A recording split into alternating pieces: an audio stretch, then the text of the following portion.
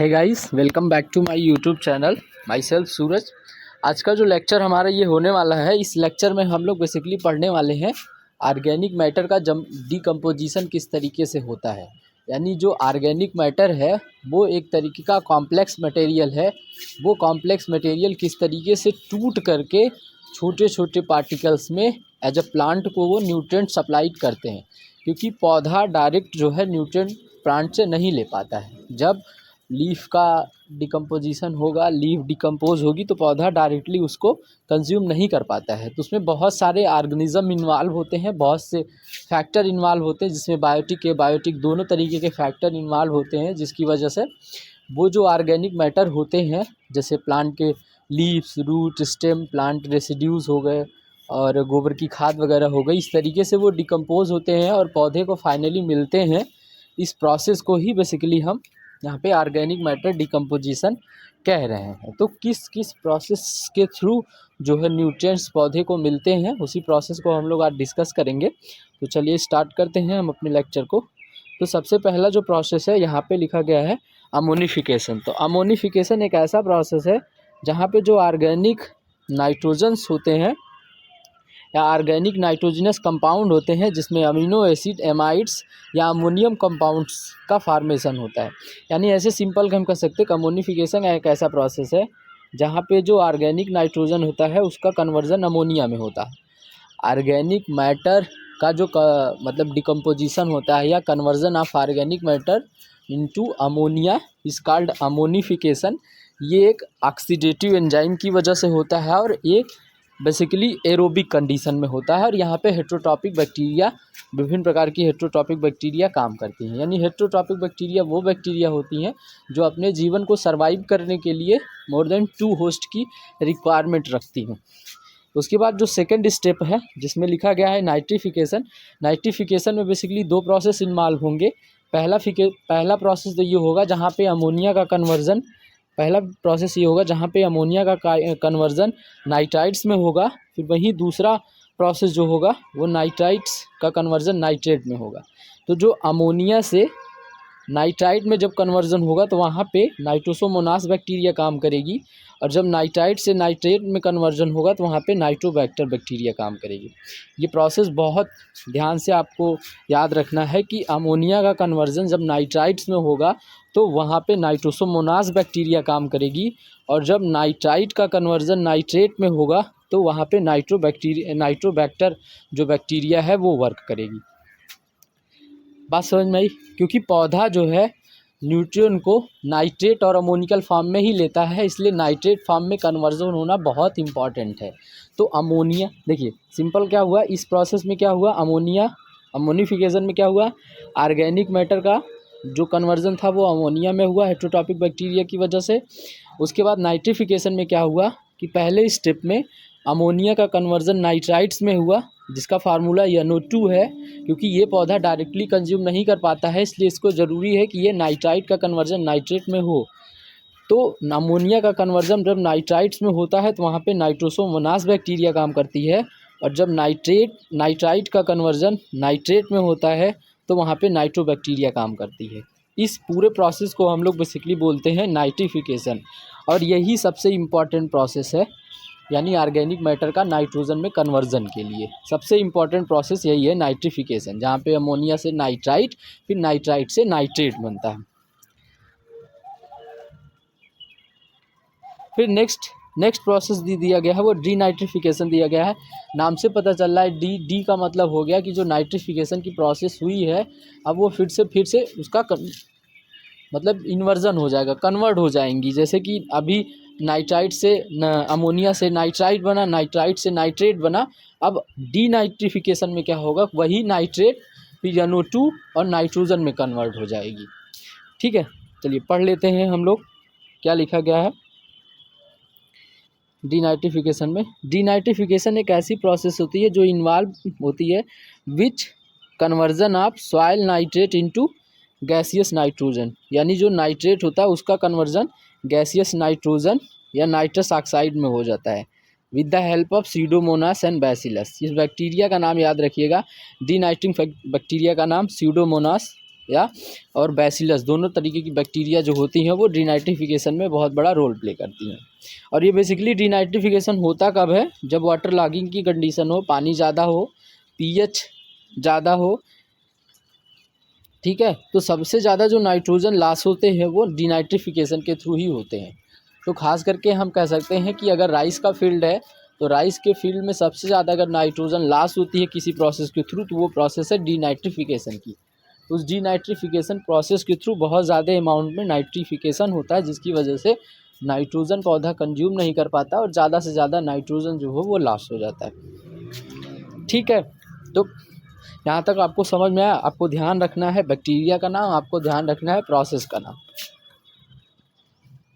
Next step है mineralisation. Mineralisation एक ऐसा प्रोसेस है जहाँ पे जो ऑर्गेनिक कंपाउंड्स होते हैं उनका कन्वर्जन जो है इनऑर्गेनिक कंपाउंड में हो जाता है। उस प्रोसेस को हम लोग बोलते हैं मिनरलाइजेशन। तो मिनरलाइजेशन जो है ये पौधे के लिए अच्छा नहीं माना जाता, क्योंकि यहाँ पे जो ऑर्गेनिक कंपाउंड होते हैं वो बेसिकली इनऑर्गेनिक कंपाउंड में कन्वर्ट हो जाते हैं ना। तो जैसे कार्बन, नाइट्रोजन, फास्फोरस, सल्फर जो है ये ऑर्गेनिक फॉर्म से इनऑर्गेनिक फॉर्म में कन्वर्ट हो जाते हैं, जिसे पौधा बेसिकली एब्जॉर्ब नहीं कर पाता है, तो इसलिए ये ज़्यादा हेल्पफुल नहीं माना जाता। नेक्स्ट स्टेप है इमोबिलाइजेशन।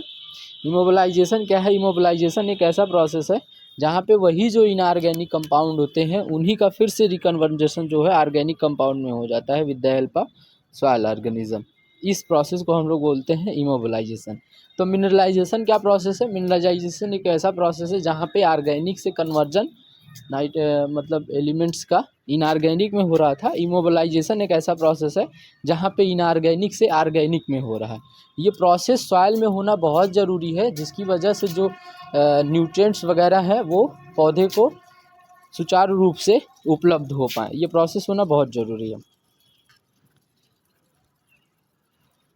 वो सॉइल जिसके अंदर ऑर्गेनिक मैटर का कंपोजिशन 20% से कम होता है उन्हें हम लोग बोलते हैं मिनरल सॉइल। मिनरल सॉइल वो सॉइल होती हैं, यहाँ पे लिखा गया वो सॉइल जिसके अंदर ऑर्गेनिक मैटर 20% से कम होता है, उसको हम लोग बेसिकली बोलते हैं मिनरल सॉइल, ठीक है। और कुछ देख लेते हैं। वो सॉइल जिसके अंदर मोर देन 20% होती है उन्हें इनऑर्गेनिक, देखिए वो सॉइल जिसके अंदर 20% से कम ऑर्गेनिक मैटर हो उन्हें सॉरी यहाँ पे वो मतलब वो सॉइल जिसके अंदर 20% से कम ऑर्गेनिक मैटर हो उन्हें हम बोलते हैं मिनरल सॉइल।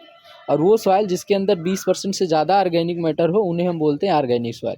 तो आपको ध्यान रखना है मिनरल सॉइल किसे कहते हैं, ऑर्गेनिक सॉइल किसे कहते हैं, मिनरलाइजेशन किसे कहते हैं, इमोबिलाइजेशन किसे कहते हैं, अमोनिफिकेशन क्या होता है, नाइट्रिफिकेशन क्या होता है, डीनाइट्रिफिकेशन क्या होता है। ये प्रोसेस आपको इतना समझ में आ गया। अब आगे हम बात करते हैं CN रेशियो की। CN रेशियो बहुत बड़ा रोल प्ले करता है यहाँ पे डीनाइट्रिफिकेशन नाइट्रिफिकेशन प्रोसेस में। तो यहाँ पे बेसिकली बात केवल की गई है मोबिलाइजेशन और इमोबिलाइजेशन के लिए, अगर कितना परसेंट तक कितना CN रेशियो होगा तो वहाँ पे इमोबिलाइजेशन होगा, अगर इससे ज़्यादा होगा तो मिनरलाइजेशन होगा। तो आइए देख लेते हैं एक बार। यहाँ पे दिया गया है अगर 20 CN रेशियो जो है 30:1 से ज़्यादा है तो उस केसेस में इमोबिलाइजेशन होगा। इमोबिलाइजेशन का सिंपल सा मतलब हमने आपको क्या बताया था कि इनऑर्गेनिक नाइट्रोजन का कन्वर्जन जो है वो ऑर्गेनिक फॉर्म में हो जाता है। इस प्रोसेस को बोलते हैं इमोबिलाइजेशन। और मिनरलाइजेशन एक ऐसा प्रोसेस है जहाँ पे जो बेसिकली ऑर्गेनिक कंपाउंड होते हैं वो इनऑर्गेनिक में कन्वर्ट हो जाते हैं। तो आपको ये ध्यान रखना है कि अगर ये 30:1 से ज़्यादा 30:1 से ज़्यादा है तो इमोबिलाइजेशन होगा, अगर 30:1 से कम है तो मिनरलाइजेशन होगा, अगर 15 से 30 के बीच में है तो उस केस में मिनरलाइजेशन और इमोबिलाइजेशन दोनों होगा, ठीक है। और यहाँ पे क्वेश्चन और दिया गया है कि जो ऑर्गेनिक मैटर होता है उसका जो सॉइल आर्डर होता है उसको बोलते हैं हिस्टोसॉल्स। ब्लैक सॉइल जो होती है उसका जो आर्डर होता है वो होता है वर्टिसॉल्स। बात समझ में आ रही है? तो उसी तरीके से एरिड जो सॉइल होती है उनका जो सॉइल आर्डर होता है वो एरेडिसॉल्स। यहाँ पे कुछ तरीके की चीज़ें दी गई हैं, ठीक है। तो आई होप कि ये सारी चीज़ें आपको यहाँ तक समझ में आई होंगी। एक बार फिर से हम रिकैप कर लेते हैं क्या क्या हमने अभी आपको बताया है। पहले हम बात कर लेते हैं अमोनिफिकेशन की। तो अमोनिफिकेशन में हमने आपको क्या बताया कि जो ऑर्गेनिक मैटर था उनका जो कन्वर्जन हो रहा था वो अमोनिया में हो रहा था, इसे हम लोग बोलते हैं अमोनिफिकेशन। फिर हमने बताया नाइट्रिफिकेशन। नाइट्रिफिकेशन हमने 2 स्टेप बताया, जहाँ पे पहला हमने कहा कि जो अमोनिया था वो बेसिकली नाइट्राइट में कन्वर्ट होता रहा था, जिसमें नाइट्रोसोमोनास बैक्टीरिया काम कर रही थी। उसके बाद जो दूसरा स्टेप था, जिसे हम लोग दूसरे स्टेप में हमने पढ़ा था कि वहाँ पे जो नाइट्रोबैक्टर बैक्टीरिया होती है उस नाइट्राइट के कन्वर्जन को वो नाइट्रेट में उपलब्ध करवा देती है। ये प्रोसेस हो गया मतलब ये नाइट्रिफिकेशन का। फिर हमने आगे बात किया था डीनाइट्रिफिकेशन का। तो डीनाइट्रिफिकेशन में हमने कहा था कि यही जो नाइट्राइट होते हैं, यही जो नाइट्रेट होते हैं, इन्हीं का फिर कन्वर्जन यही जो नाइट्रेट होते हैं इन्हीं का कन्वर्जन फिर गैसियस फॉर्म में यानी नाइट्रोजन में या नाइट्रस ऑक्साइड में इनका कन्वर्जन हो जाता है। इस प्रोसेस को हम लोग बोलते हैं डीनाइट्रिफिकेशन। फिर उसके बाद हमने नेक्स्ट स्टेप पढ़ा था, जिसको हम लोग क्या बोलते हैं, क्या पढ़े हम लोग, मिनरलाइजेशन हमने पढ़ा। तो मिनरलाइजेशन में हमने कहा कि बेसिकली जो ऑर्गेनिक मैटर होते हैं उनका कन्वर्जन इनऑर्गेनिक मैटर में हो जाना, ये कहलाता है मिनरलाइजेशन। और इमोबिलाइजेशन क्या था, इमोबिलाइजेशन एक ऐसा प्रोसेस था जो जहाँ पे इनऑर्गेनिक का कन्वर्जन ऑर्गेनिक मैटर में हो रहा था, ये बेसिकली था इमोबिलाइजेशन। फिर हमने बताया वो सॉइल जिसके अंदर 20% से कम ऑर्गेनिक मैटर होता है उसे हम बोलते हैं मिनरल सॉइल। और दूसरा हमने बताया वो सॉइल जिसके अंदर ऑर्गेनिक मैटर 20% से ज़्यादा हो तो उसे हम लोग बोलते हैं ऑर्गेनिक सॉइल। फिर हमने आगे बताया आपको कि वो सॉइल मतलब वो जो ऑर्गेनिक मैटर था, ऑर्गेनिक मैटर का जो आर्डर है उसे हम लोग बोलते हैं हिस्टोसॉल्स। ब्लैक सॉइल का आर्डर वर्टिसॉल्स, एरिड सॉइल का आर्डर एल्फीसॉल्स, एलुवियल सॉइल का आर्डर इंसेप्टिसॉल्स या इंटीसॉल्स। तो इस तरीके से जो सॉइल आर्डर है उन्हें भी आप याद रखिएगा। और हमने एक प्रोसेस बताया कि मिनरलाइजेशन और इमोबिलाइजेशन कब होगा। इमोबिलाइजेशन तब होगा जब CN रेशियो 30 से ज़्यादा होगा। मिनरलाइजेशन कब होगा, जब CN रेशियो 30 से कम होगा। और मिनरलाइजेशन इमोबिलाइजेशन कब होगा, जब CN रेशियो 20 से 30 के बीच में होगा, यानी 15 से, ऐसे कर सकते हैं 15 से 30 के बीच में होगा। तो हम इस केस में इसको बोलते हैं मिनरलाइजेशन एंड इमोबिलाइजेशन। तो चलिए कुछ क्वेश्चन हम लोग कर लेते हैं इसी से रिलेटेड, देखिए आप लोग कितना क्वेश्चन सॉल्व कर पाते हैं। हाँ, और ये भी ध्यान रखिएगा थोड़ा सा कि जो CN रेशियो है वो अलग अलग प्रकार की सॉइल में अलग अलग तरीके की होती है। तो एक बार हम देख लेते हैं। जो कल्टीवेटेड सॉइल होती है उनमें CN रेशियो 8 से 15 अनुपात 1 होता है। एवरेज जो CN रेशियो का अनुपात है किसी भी सॉइल में वो 10 से 12 रेशियो 1 है। एरेबल सॉइल में इसका जो रेशियो होता है वो 5:1 to 15:1 होता है। लेग्यूम में जो इसका रेशियो होता है वो 20:30:1 होता है। स्ट्रा में जो यानी भूसा वगैरह में जो होता है उसका रेशियो वो 100:1 होता है। साडस्ट में इसमें जो इसका रेशियो होता है वो बेसिकली 400:1 होता है। माइक्रो ऑर्गेनिज्म का ये ध्यान रखिएगा, ये काफ़ी ज़्यादा इंपॉर्टेंट है, ये बहुत ज़्यादा पूछा जाता है। माइक्रो ऑर्गेनिज्म का जो CN रेशियो होता है वो 4:9:1 होता है। ठीक है, चलिए आगे बढ़ते हैं। अब हम लोग क्वेश्चन पढ़ लेते हैं कुछ।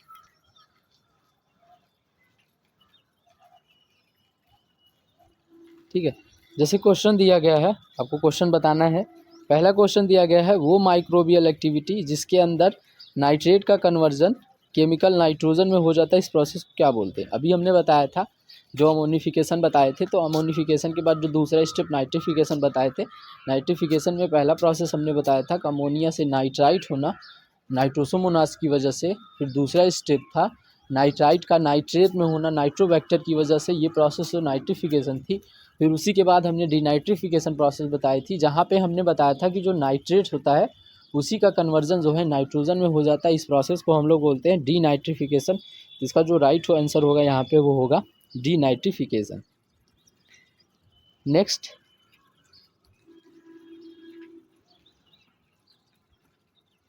जो क्वेश्चन है वो है कि नाइट्रिफिकेशन क्या है।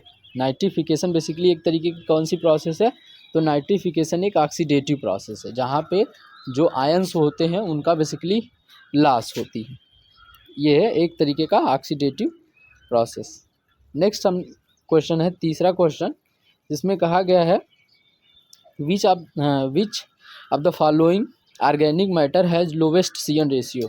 अभी आपने देखा था कि सबसे जो लोवेस्ट CN रेशियो था वो सॉइल ऑर्गेनिज्म का था, जिसमें सॉइल ऑर्गेनिज्म का जो सॉइल रेशियो दिया गया था वो 4:9 रेशियो यानी सबसे कम इसी का था। आपने देखा होगा सबका 10 के ऊपर था, किसी किसी में 60 में तो आपने 400:1 देखा था। तो सबसे लोवेस्ट जो CN रेशियो था वो सॉइल माइक्रोब्स था। ये इम्पॉर्टेंट था, इसलिए इसे आपको याद रखना है।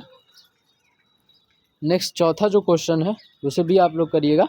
नेक्स्ट है conversion factor for conservation of organic carbon into organic matter is usually taken as. तो ये 1.72 होता है, जिसी को हम लोग बोलते हैं बेमलेन फैक्टर। ये 1.72 को हम लोग बोलते हैं बेमलेन फैक्टर। ये बेमलेन फैक्टर होते क्या हैं कि बेसिकली जो ऑर्गेनिक मैटर्स होते हैं उनमें जो है 58% जो है कार्बन्स पाए जाते हैं, कार्बन पाए जाते हैं। यही 58 को अगर आप 100 में भाग दे देंगे, यानी 100 भागे 58 कर देंगे, तो बेसिकली 1.72 आ जाएगा। ये इसी को बेसिकली हम लोग बोलते हैं बेमलेन फैक्टर। तो ये रहा मतलब ऑर्गेनिक मैटर का किस तरीके से डिकम्पोजिशन होता है। आई होप आपको ये सारी चीज़ें समझ में आई होंगी। अगर आपको समझ में आई है तो चैनल को सब्सक्राइब ज़रूर करिएगा और ज़्यादा से ज़्यादा लोगों तक शेयर करिएगा, ताकि ये इन्फॉर्मेशन सभी लोगों को तक पहुंच जाए।